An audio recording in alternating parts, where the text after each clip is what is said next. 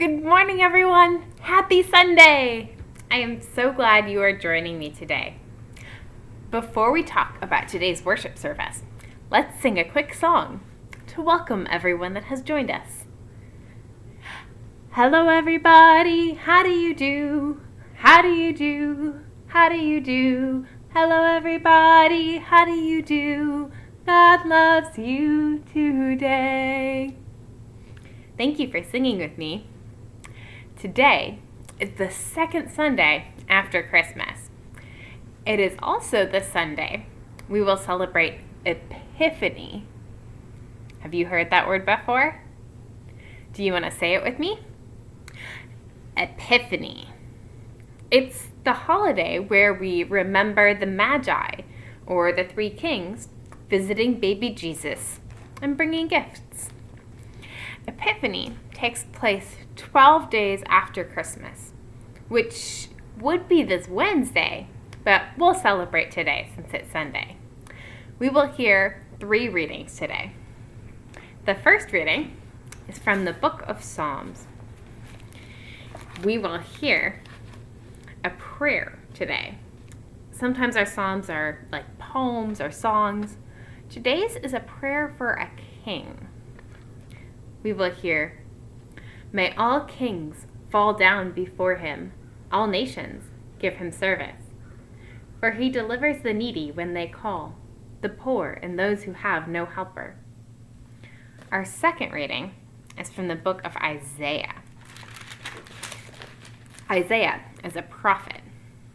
We will hear, "Nations shall come to your light, and kings to the brightness of your dawn." We will also hear, "They shall bring gold and frankincense, and shall proclaim the praise of the Lord." Our third reading is from the Gospel of Matthew. But I'm not going to read it to you right now. I'm going to let you hear it during the service, because our story today is about the same story as the Gospel reading. Now, remember, it's a storybook, so in the story, there are some parts that are made up that we don't know if they're true or not. But I kind of like thinking about each of these characters as humans, just like us. Are you ready?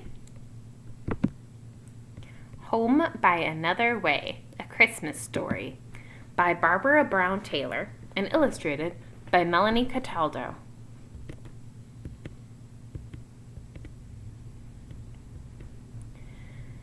In the time of King Herod, after Jesus was born in Bethlehem of Judea, wise men from the east came to Jerusalem, asking, "Where is the child who has been born King of the Jews?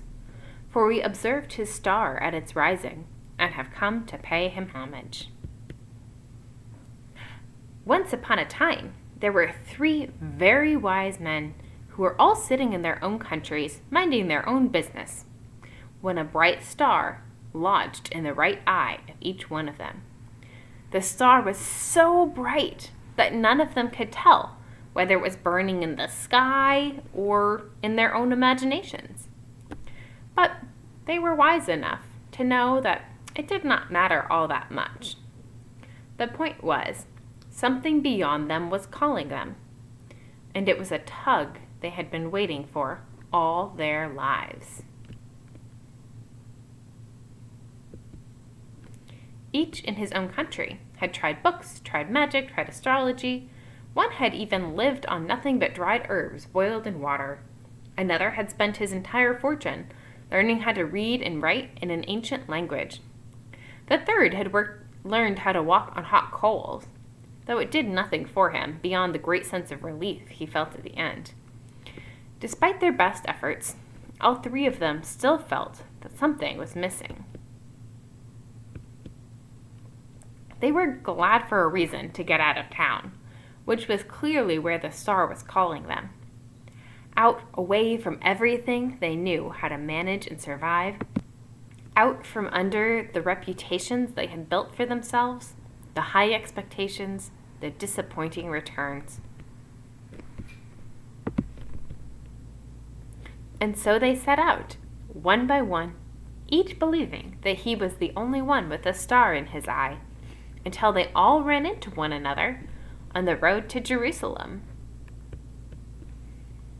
From a distance, each thought the other to be a mirage at first, a twinkling reflection made of vapor and heat. But as they drew near to one another, they saw the star they had in common, like a tattoo or a secret handshake, something that made them brothers before they spoke. They all believed that the star was leading them to Jerusalem. This made perfect sense, because they had every reason to believe they were on their way to meet a king. They had no trouble gaining entrance to the palace. They looked rich, and that was enough to get them a royal audience. But the king they met was something of a disappointment. He had terrible breath. His skin looked funny, and his looked as if, he'd just been gotten the better of. The guards on either side of him shook in fear of their king, so much that their spears rattled against their shields. Without even comparing notes, the wise men knew he was not the person they were looking for. "Do you know of any other kings in the general area?" they asked him.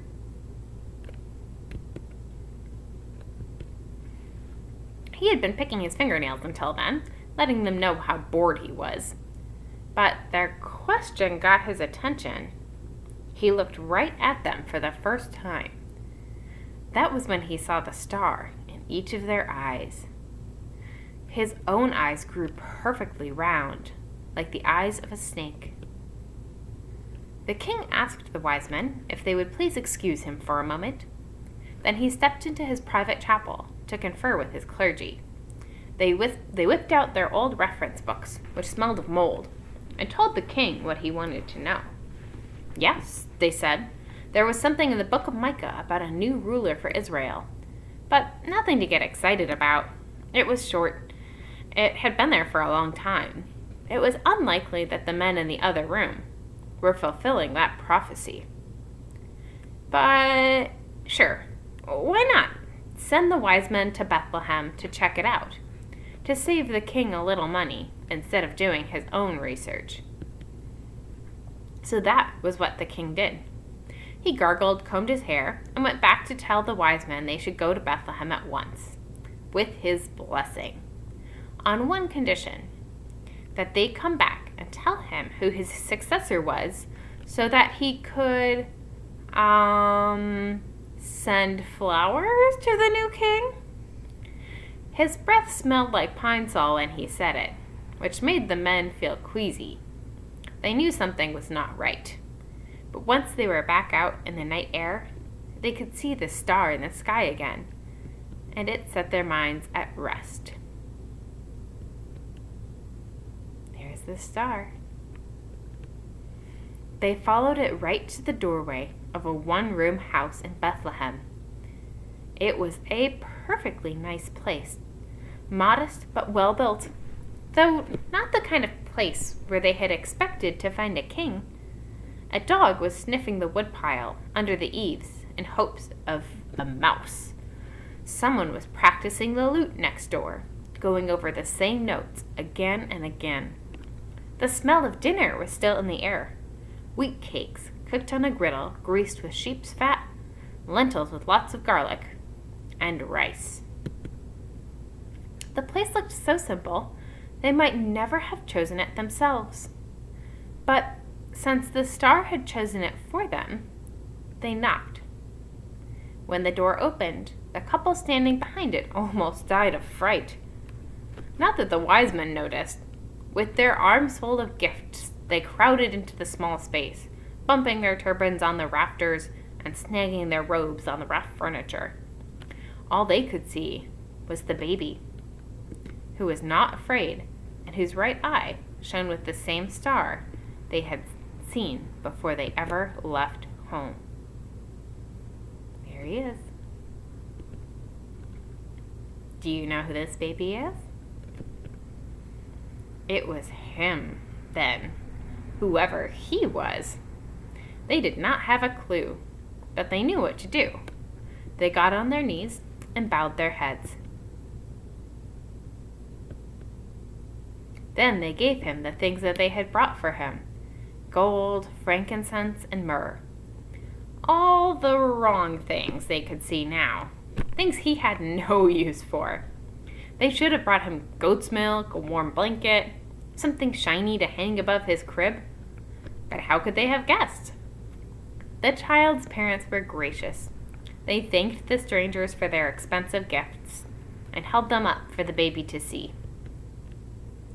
Then, to the wise men's complete surprise, the child's mother picked him up and handed him around, so that each of them held that damp, soft, living weight in his arms. When they were finished admiring him, she took her baby back, nursed him, and put him to bed.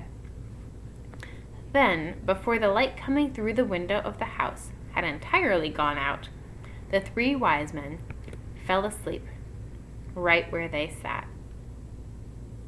I love this picture. In the morning, when they woke, the wise men could not find their stars anywhere.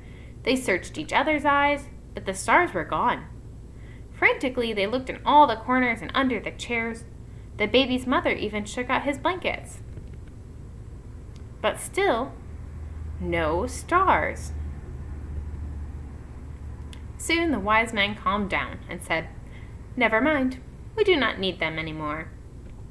They had found what they were looking for, something they could not lose.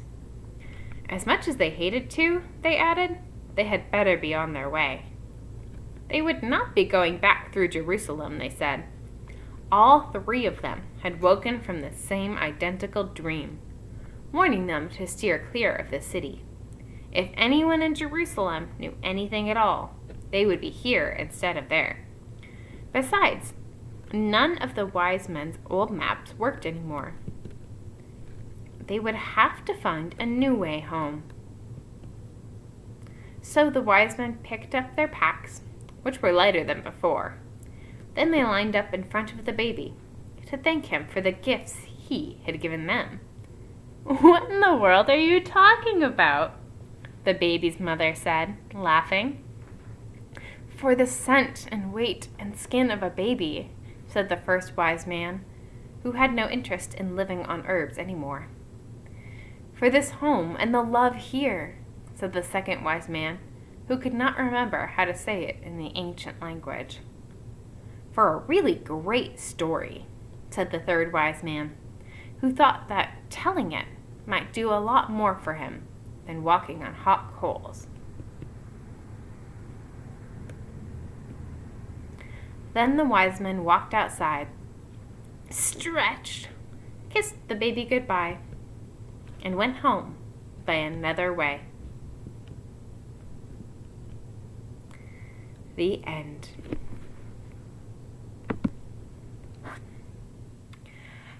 Now remember, I said that's a storybook. We only hear a little piece of that in the gospel reading. But I think that story hits at something true. That every single person in that story was a human, just like us. Just trying to find their way. Trying to figure out what it looks like to build a more just world. To seek justice.